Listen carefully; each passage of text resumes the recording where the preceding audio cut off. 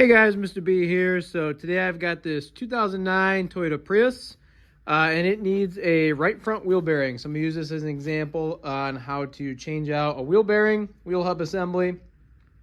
Mainly, well, obviously this is going to be specific to this vehicle, but the concept of changing out a wheel bearing is pretty much the same. This one happens to be a bolt-on hub, so I've got the new one right here. Luckily, this one does not have wheel speed sensor going into it, so it's pretty much just unbolt and bolt right back up. Of course, might be a little bit more challenging than that because of the rust, but this wheel bearing is making a ton of noise, growling really bad going down the road.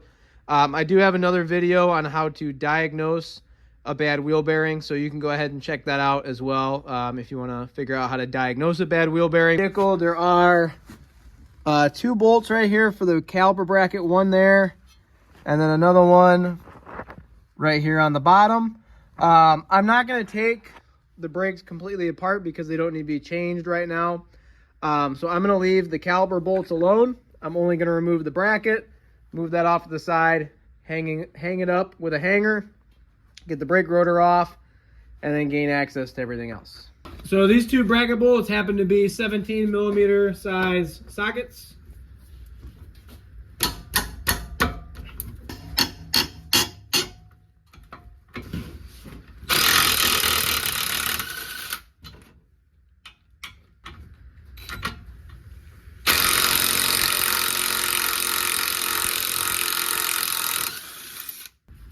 So what I like to do is go ahead and hang the caliper. That way I don't put too much strain on that brake hose. I don't want to break the brake hose at all. So next thing I'm going to do, now that that's out of the way, is I'm going to go ahead and take the rotor off. It's rusted in place pretty good, so I'm going to go ahead and hit it with my mallet. I'm going to avoid hitting it with a metal hammer first because I don't want to put any dents or dings or scratches in that brake rotor because I'm not replacing the brake rotor, but it does have to come off for this whole process. Come loose. There's my brake rotor. Socket for this is a 12-point socket, inch and 3/16 12-point socket. This is technically a metric size nut, but this inch and 3/16 socket always works, at least for me, on these Japanese products.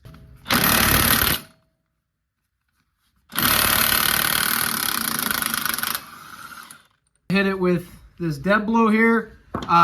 The CV axle comes through the splines on the inside of that hub, and that is what allows the CV axle to turn the wheel hub as you're going down the road. But I don't want to mess up the threads on that CV axle, so I'm gonna hit it with this just to break it loose.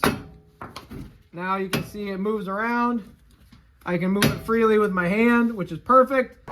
So in order to get to these bolts back here for the wheel bearing, there's one right there, another one right there, and there's two more on the other side.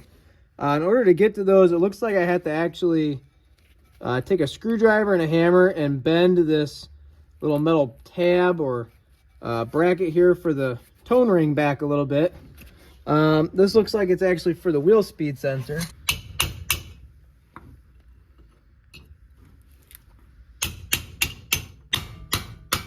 That socket size there happens to be a 14 millimeter. And of course I did have to take my hammer and pound it on there.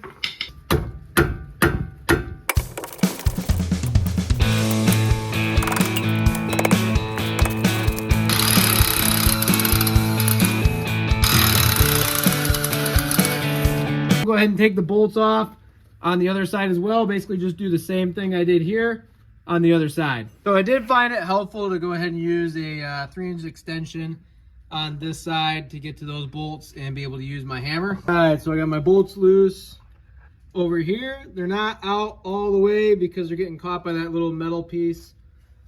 Same way with the other side. Those bolts are out and not threaded in anymore. So what I got to do next to get this off is I need to beat this with a hammer. So I'm going to start beating it with a hammer. If this one doesn't work, I'll grab a bigger one.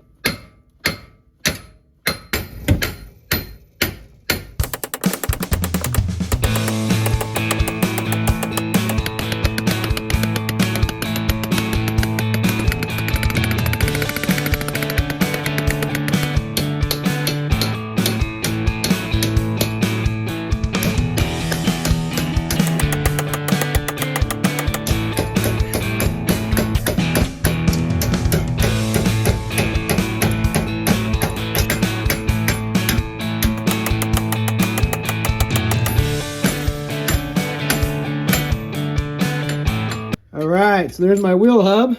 So I am going to go ahead and reuse my backing plate here. The new bearing, of course, doesn't come with a new one. So I'm going to work on straightening this back out and flattening out any imperfections. And I'll clean off any corrosion on either side of that backing plate. All right, so what I need to do next is I need to prepare this steering knuckle for the new wheel bearing. All of this corrosion right here needs to get cleaned up.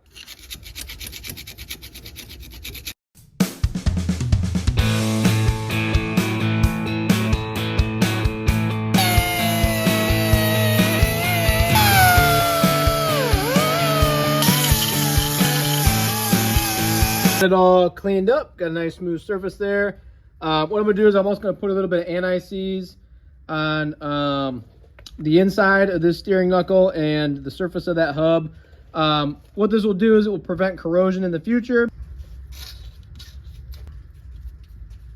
So before I put the rotor on as well, I'm gonna clean off all the rust on the inside of this hub between the rotor and the wheel hub, because that rust has built up between the rotor and the wheel hub over the course of many, many miles.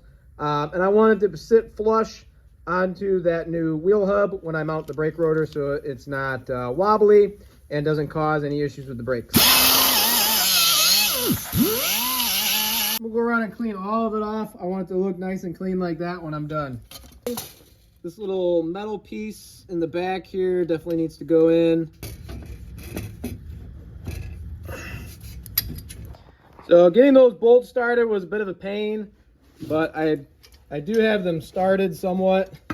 So that little metal cover piece here,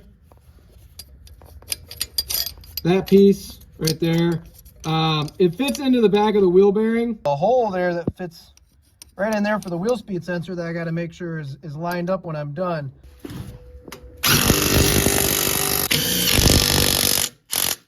Just to make sure, I like to grab my ratchet and just give it a good snug, make sure those bolts are all tight, because I don't want them coming loose going down the road. This is more or less just to check them to make sure they're still tight. All right, so I know that all my wheel bearing bolts are tight now. I'll work on getting this in place. So I got that little cover lined up as best as I could with my fingers. And I've got a feeling that as I tighten the CV axle nut, that piece might just get sucked back in. So I'm gonna go ahead and tighten this with my impact gun.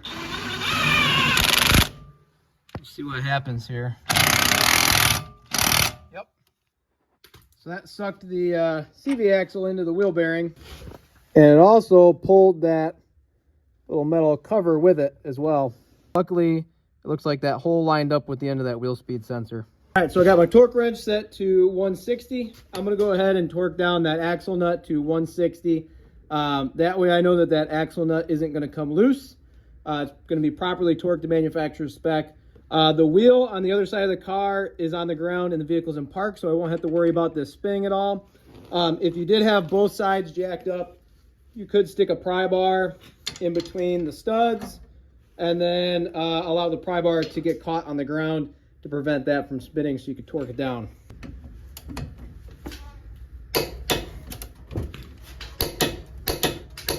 So there we go, I'm at 160. So I'm gonna go ahead and throw my brake rotor back on. All right, so now I'm at the point where I can go ahead and install the brakes. So I've got my bracket bolts right there.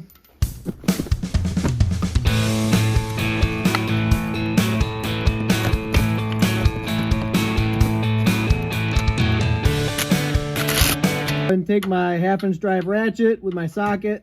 I'm gonna double check and snug up those brake caliper bracket bolts, because I don't want those coming loose going down the road.